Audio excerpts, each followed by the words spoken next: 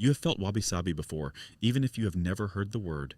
It's the pull toward an old wooden table worn smooth by years of hands, or the cracked glaze on a mug you refuse to throw away, or the stillness of a single moss-covered stone in a quiet garden. For centuries, Japan built an entire way of seeing the world around that feeling, the beauty of things imperfect, impermanent, and unfinished. It's why a shattered tea bowl mended with veins of gold can become more precious than it ever was whole. And it's the idea one quiet tea master believed in so completely that the most powerful warlord in all of Japan ordered him to take his own life over it. But here's the strange part.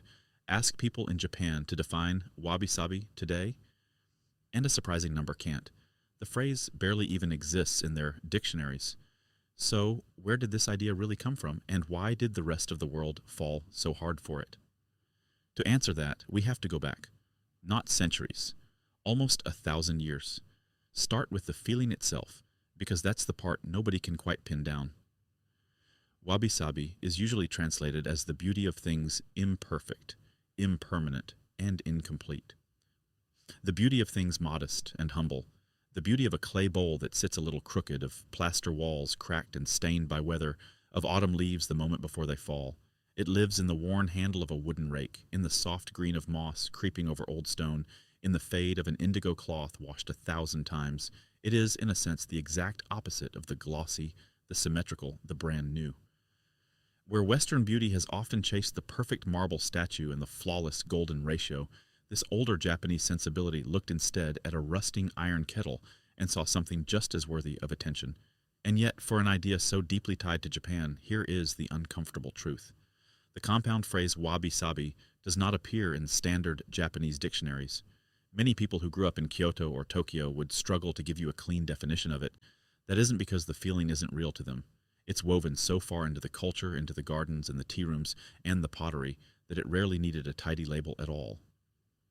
The neat package term we use today is, in large part, something that crystallized later and partly somewhere else entirely. We will get to that. But to understand why the idea is so slippery, you have to understand that wabi-sabi was never one word. It was two, and both of them began in sadness. Take wabi first. In its oldest sense, wabi had nothing to do with beauty. It came from a verb that meant to languish, to pine, to be miserable. It described the bleak, dispirited feeling of living alone out in nature, far from the warmth of society and the comforts of the capital. Picture a hermit in a reed hut by a cold shoreline, the wind coming off the water, nobody coming to visit. That loneliness, that quiet desolation was wabi. Now take sabi. Sabi originally meant something chill, lean, and withered. It carried the image of things growing old, losing their shine, fading. It even shares a deep root with the Japanese word for rust, the slow bloom of decay that spreads across forgotten metal. Both of these words are old enough to appear in the Manyoshu, an anthology of Japanese poetry compiled in the 8th century, which makes them among the oldest aesthetic ideas the culture has. So how did two words for loneliness and decay become the name for one of the most cherished ideas of beauty on earth? Slowly, and through poetry. Around the 14th century, something shifted in how Japanese poets and monks looked at the hermit and the withered field. The lonely figure living apart from society stopped being a sad outcast. He became a wise man, free from the noise and vanity of an increasingly decorated artificial world. The chill of a bare autumn evening stopped being merely cold. It became profound. The withering of things became a window onto a deeper truth, the truth that everything passes and that there is a quiet ache of beauty in watching it go. The Japanese have a related phrase for this, mono no aware, the gentle sorrow of impermanence, the feeling that washes over you watching cherry blossoms fall, knowing they will be gone in days.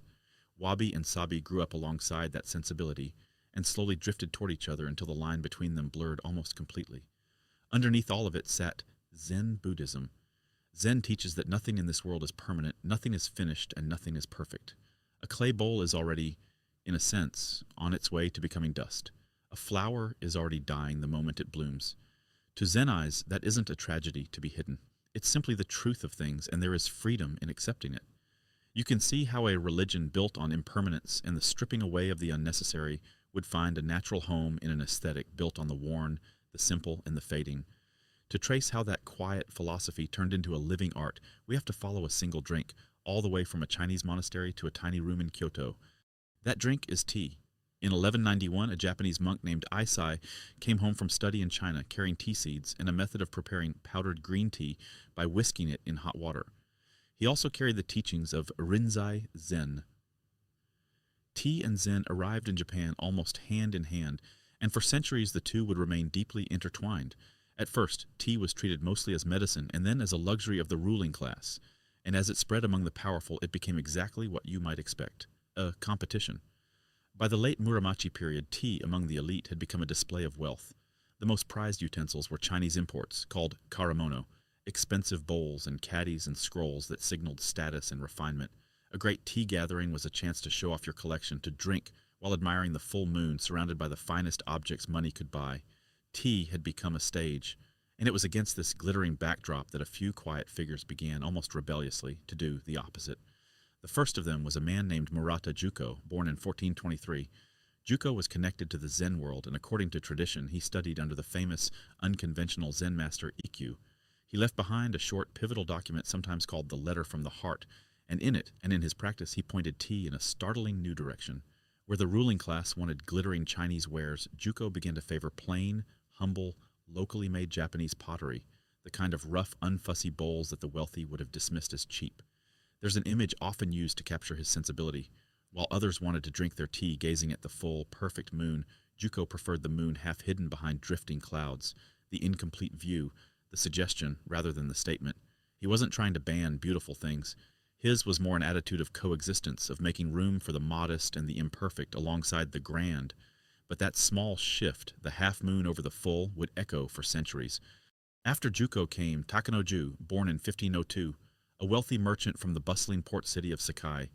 Ju was steeped in classical Japanese poetry, the spare, melancholy waka verses that lingered on autumn dusk, and lonely shorelines, and he carried that poetic sensibility into the tea room. He pushed the room smaller and the utensils plainer, deepening the Wabi ideal that Juko had seeded.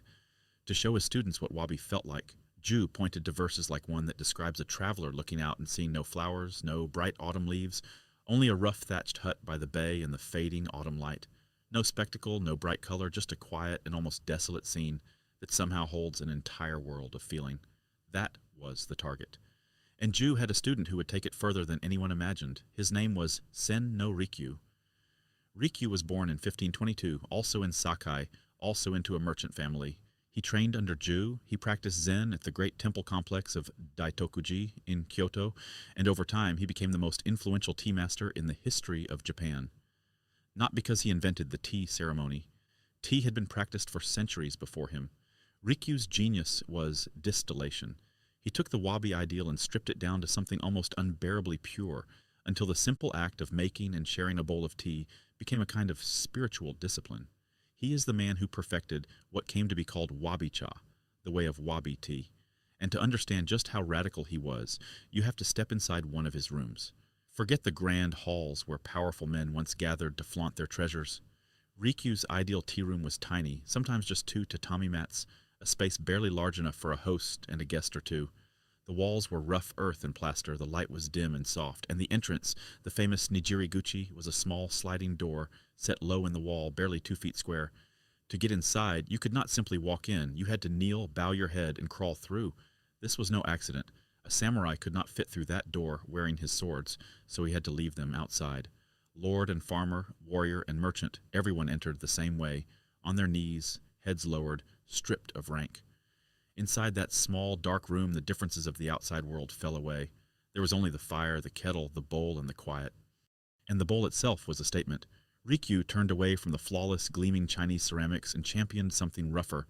He worked with a potter in Kyoto named Chojiro, and together they created a new kind of tea bowl, hand-shaped rather than spun on a wheel, slightly irregular, glazed in deep black or warm, earthy red. These bowls were heavy and quiet in the hand. They were never perfectly round. They were originally called aimayaki, the now wares, made in and for the present moment, and they would later become known as raku ware. Hold one of the great Chinese bowls and you admired its perfection from a distance. Cradle one of Chojiro's black raku bowls and you felt the maker's hands in the clay, the small asymmetries, the warmth. One was made to be looked at, the other was made to be lived with. That difference was the whole philosophy in a single object. There's a legend about Rikyū that captures his sensibility better than any definition could. The story goes that a garden path needed to be cleaned before guests arrived, and the young man responsible swept it until it was spotless, raking every fallen leaf, scrubbing every stone, leaving nothing out of place. The garden was immaculate, and it was wrong.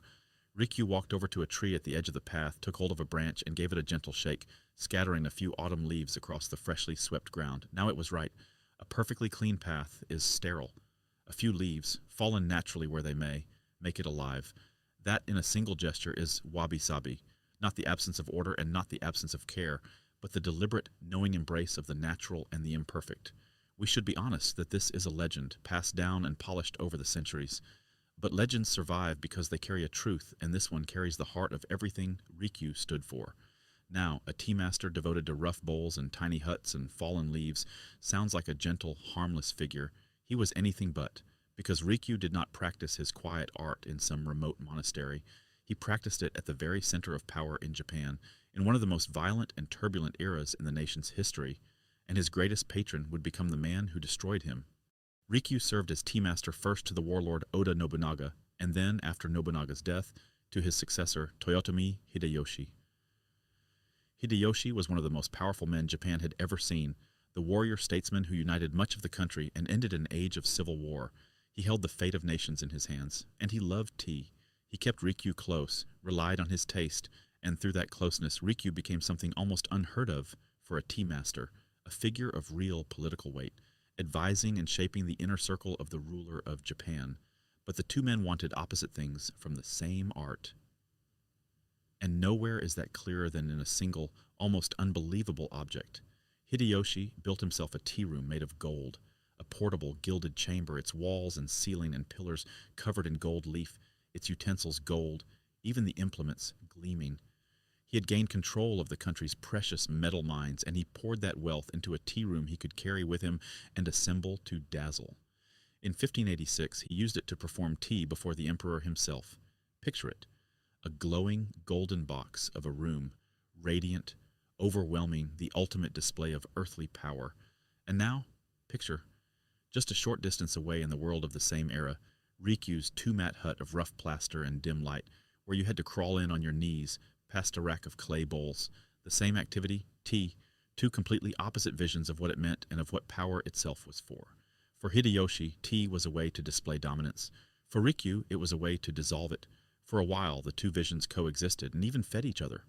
In 1587, Hideyoshi and Rikyū staged something extraordinary together, the Kitano Grand Tea Ceremony, held in the pine groves around the Kitano Shrine in Kyoto. It was thrown open to people of every rank, and it said that nearly 1,000 tea gatherings sprang up across the grounds. Anyone could come, even the poor, even those who owned nothing more than a single bowl and a mat. For one moment, the most exclusive ritual in Japan became something close to universal. It was a high point. But beneath the harmony, the tension between the golden room and the clay bowl was beginning to harden into something dangerous. There's a famous story from these years, and again it carries the flavor of legend, but it has been told for centuries because it feels true. Word reached Hideyoshi that the morning glories in Rikyū's garden were in spectacular bloom, a whole field of them, and the regent announced he would come to see them.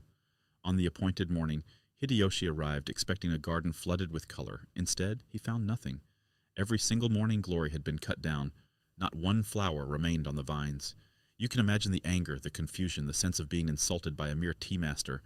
Then he stepped through the low door into the dim tea room, and there, in the alcove, caught in a single shaft of light, sat one perfect morning glory in a simple container. One flower, chosen and placed with total care. Rikyū had destroyed 100 blooms so that Hideyoshi could truly see one. 1,000 flowers glimpsed in passing are worth less than a single flower seen completely. It was breathtaking. It was also perhaps the gesture of a man quietly demonstrating that he, not the ruler, was the true master of this domain. And there are only so many times you can outmaster the most powerful man in the country before it becomes a problem. The cracks kept showing. At a New Year's gathering, Rikyū used a black raku bowl because he believed the green of the whisked matcha looked most beautiful against the dark glaze. Hideyoshi disliked it. At another ceremony, Hideyoshi tried his own hand at the wabi aesthetic, placing a wildflower just so, and Rikyū quietly removed it and carried on as if nothing had happened. These look like small things, tea bowls and flowers, but between two men standing at the absolute summit of their separate worlds, one ruling the country and the other ruling its most refined art, small things become fault lines. and in 1591 the ground gave way. That year, Toyotomi Hideyoshi, the man who had kept Rikyū at his side for years, ordered the tea master to commit seppuku, ritual suicide, and here is one of the strange, haunting facts of this whole story. Even now, after centuries of scholarship, no one knows for certain why. There are theories. One holds that a wooden statue of Rikyū had been placed in the gatehouse of a temple at Daitokuji, positioned so that anyone passing beneath, even the regent, would symbolically be walking under Rikyū's feet, an unforgivable arrogance. Another points to the deeper, irreconcilable clash of visions, the golden room against the clay bowl, the ruler who used tea for power against the master who used it to strip power away. Some suspect jealousy or the poison of rivals whispering in Hideyoshi's ear. The records are silent on the true reason, and that silence has hung over the story for more than 400 years. What the stories do tell us is how Rikyū met the end. He was around 69 years old. He prepared one final tea ceremony at his residence in Kyoto, gathering those closest to him. He served tea with the same care he had given it his whole life, and afterward, it's said, he gave away his utensils to his guests so that no one could ever use them to drink to his death. He left behind a death poem, and then, in the rough, simple manner he had championed against all that gold, he took his own life.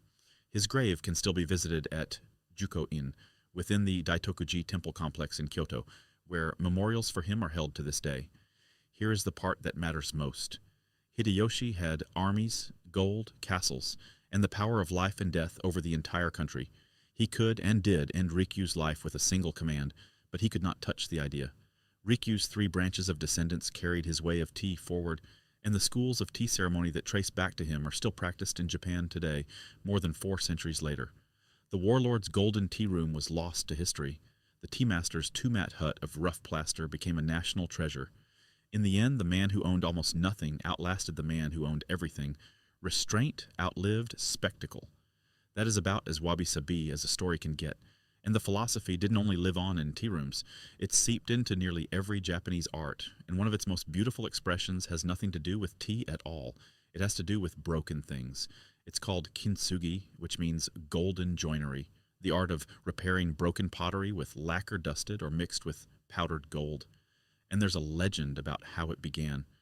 The story goes that in the 15th century, a shogun named Ashikaga Yoshimasa broke a treasured tea bowl, a Chinese piece he loved, and sent it all the way back to China to be mended.